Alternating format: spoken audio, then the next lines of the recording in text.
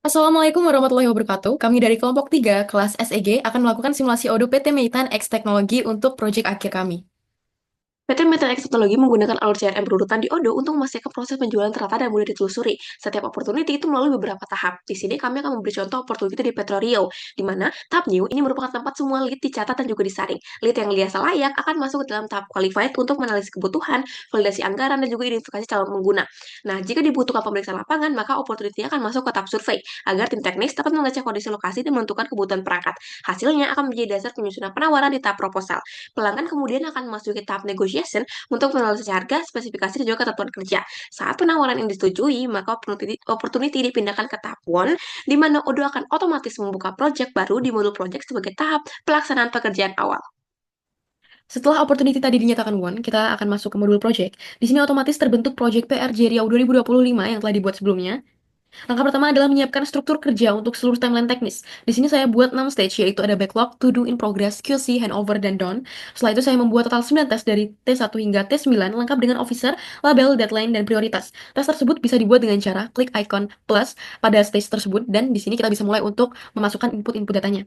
Setelah proyek berhasil dibuat, maka selanjutnya adalah penerbitan invoice DP. Nah, invoice DP sendiri ini memuat ada kode DP, ada kode invoice-nya, terus ada customer-nya di sini Petroleum Energy, terus ada invoice date-nya dan juga tanggal pembayaran DP-nya. Nah, di sini ada detail terkait pembayaran DP-nya dan DP ini dapat dikirim melalui email yang sudah terintegrasi di dalam modul invoicing ini, sehingga dapat lebih terdokumentasi dan juga proses penagihan lebih cepat. Nah, info ini juga akan tercatat di modul accounting. Setelah pelanggan melakukan pembayaran, maka status akan berubah menjadi paid dan muncul ini yaitu eh, catatan dari pembayaran sudah dilakukan oleh pelanggan tersebut. Nah, setelah DP ini sudah dibayarkan, maka proyek sudah dapat dijalankan. Semua tes awal dimulai dari backlog, kemudian bergerak sesuai alur pengerjaan. Urutan pengerjaan dimulai dari T1, yaitu desain sirkuit dan firmware. Tes ini dipegang oleh direktur teknik, yang tujuannya membuat rancangan elektronik dan firmware perangkat GSM-nya. T1 ini bisa diarahkan ke in progress dengan statusnya dalam proses, dan setelah desain disetujui, maka tes dipindahkan ke stage done.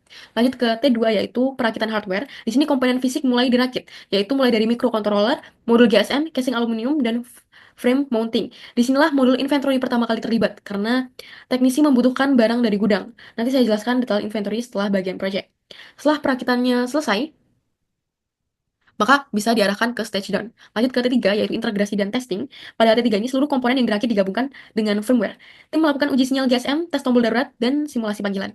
Tes ini bisa diarahkan ke in progress terlebih dahulu, lalu bisa dilanjutkan ke stage down ketika sudah selesai dilakukan. Lanjut ke T4, QC internal yang dilakukan oleh QC-nya sendiri. Pada bagian ini, QC mengecek kualitas mulai dari solder, sinyal, tekanan tombol, hingga kekuatan casing. Biasanya, kalau gagal QC, maka statusnya akan berubah menjadi perubahan diminta. Namun pada simulasi kali ini langsung lolos, maka bisa langsung dilanjutkan pada stage done. Lalu kita lanjut ke task 5, yaitu packing dan pengiriman. Jadi setelah QC selesai, unit-unit dikemas untuk dikirim ke control room PT Petro Riau Energy. Lalu task 5 ini yang awal mulanya kita masukkan ke in progress, bisa langsung kita masukkan ke stage done. Lanjut ke T6, yaitu commissioning on-site. Di sini mitra vendor melakukan aktivasi sistem di lapangan, mengecek koneksi GSM, dan memastikan tombol darurat efektif. Setelah T6 ini berhasil dilaksanakan, maka bisa diarahkan ke stage done. Modul inventory aktif di dua titik besar dalam alur proyek, yaitu yang pertama, saat perakitan hardware yang terjadi pada tes 2. Gudang mengeluarkan komponen dengan dokumen WHIN 001, WHIN 002, lalu untuk pengirimannya yaitu WHOut 00, WHOut PRJ Riau 001. Ketika berbagai inventory membutuhkan pengadaan barang, maka akan dibuatkan RFQ melalui model purchase ini. Sebagai contoh seperti ini. Jadi pertama yaitu dilakukan pembuatan RFQ, kemudian desain RFQ-nya, kemudian ketika RFQ konfirmasi, maka akan berubah menjadi purchase order yang berisi, yaitu yang pertama ada kode PO-nya, terus vendornya siapa, terus juga terdapat tanggal konfirmasinya, dan juga tanggal barang diminta untuk datang. Kemudian juga ada list produk, terus jumlah harga, dan jumlah barangnya juga harganya. Nah, PO ini tuh akan dikirimkan melalui email yang sudah terintegrasi ke modul ini. Nah, seperti ini. Dan kemudian ketika barang sudah sampai di modul inventory, maka vendor itu akan menerbitkan ini, vendor bills. Nah, dalam vendor bills ini terdapat detail tentang pesanan yang sudah kita lakukan. Jadi sudah dibayar, maka seterusnya akan berubah menjadi paid seperti di pojok kanan seperti ini. Nah, seluruh transaksi ini itu juga akan terekam di modul invoice dan juga tercatat di modul accounting. Jika stok kurang, modul purchase akan terlibat, dan barang kembali lagi ke inventory. Setelah itu, project baru bisa lanjut ke tes 3. Yang kedua, saat perbaikan minor yang akan terjadi pada tes 8 nanti. Jadi nanti ketika masuk ke perbaikan minor, alurnya akan sama. Mulai dari permintaan, lanjut ke cek stok, lalu akan melakukan pengeluaran barang, dan bila kurang, maka akan melakukan purchase kembali. Setelah itu kita lanjut ke T7 yaitu handover awal. Setelah commissioning sukses dilakukan serah terima awal kepada klien. Dan ketika sudah selesai dilakukan, maka bisa dilanjutkan ke stage done. Pada titik ini semua tes awal dari T1 hingga T7 sudah berada di stage done. Setelah seluruh tes selesai dan juga ini telah diserahkan ke PT Petro Energi, maka tahap berikutnya adalah penerbitan invoice final sebagai pelunasan proyek akhir. Nah, invoice file ini seperti di tadi itu berisi kode invoice, customer, invoice date, dan juga tanggal pembayaran, sekaligus juga detail terkait harga dan juga final PP-nya.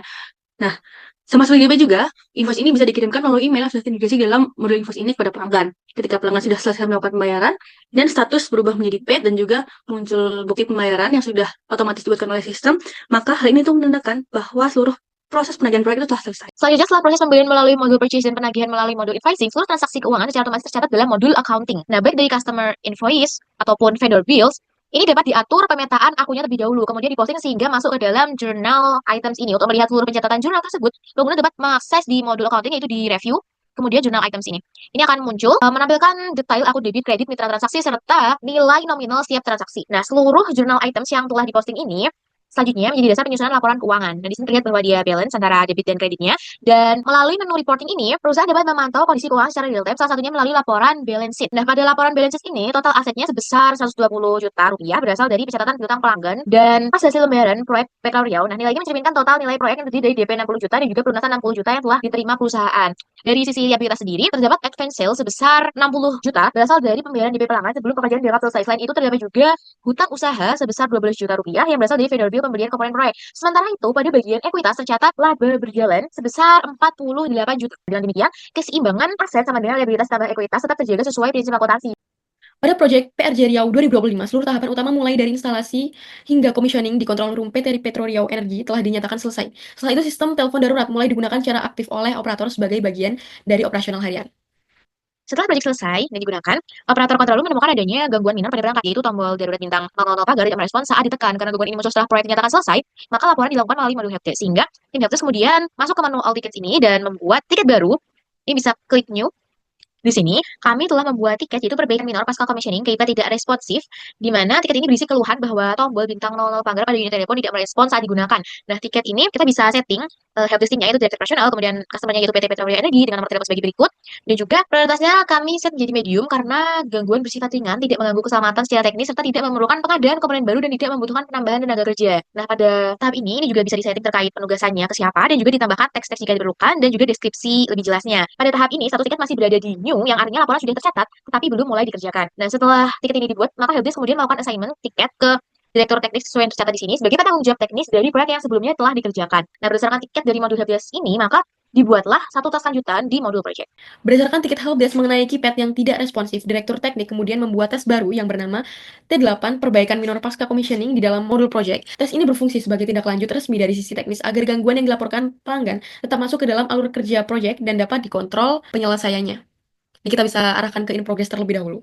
Nah, setelah tes T8 aktif di modul project, maka status tiket di modul helpdesk berubah dari new menjadi in progress, yang menandakan bahwa gangguan sudah resmi mulai ditangani oleh tim teknis. Nah, di dalam status in progress ini terdapat kondisi kerja tambahan, yaitu in progress ID block, di mana ready artinya siap untuk langsung dikerjakan, block artinya pengerjaan terhambat sementara. Nah, pada kasus ini, tiket langsung berada pada kondisi ready, sehingga teknisi dapat langsung melakukan penyesuaian tanpa hambatan. Setelah menerima konfirmasi penyelesaian dari modul helpdesk, maka tes 8 bisa dipindahkan ke stage done, yang menandakan bahwa seluruh proses perbaikan minor pasca commissioning juga telah selesai secara resmi melalui workflow project. Setelah dilakukan pengecekan dan penyesuaian sistem pada KPI tanpa penggantian komponen, maka gangguan berhasil diperbaiki. Nah, status tiket kemudian berubah menjadi solved dengan status ready juga, yang menandakan bahwa tiket telah selesai ditangani oleh tim helpdesk dan teknis internal. Karena tiket dari modul helpdesk telah selesai, maka pekerjaan ini dikembalikan ke modul project. Nah, di helpdesk ini akan tercatat di reporting dengan tiket analisis, statusnya solved. Jadi ini akan tercatat di laporan helpdesk-nya. Setelah perbaikan minor masuk ke tes terakhir, yaitu dokumentasi akhir, admin menyusun dokumen final seperti wiring diagram, laporan QC, commissioning report, dan dokumen serah terima.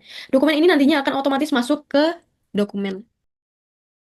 Lalu jika sudah selesai, maka akan bisa diarahkan ke stage done. Struktur modul dokumen di PT Mitra Teknologi dibuat mengikuti alur kerja perusahaan, di mana folder utama seperti CRM, Project, Finance, Legal, Marketing, juga Admin digunakan untuk memisahkan jenis dokumen.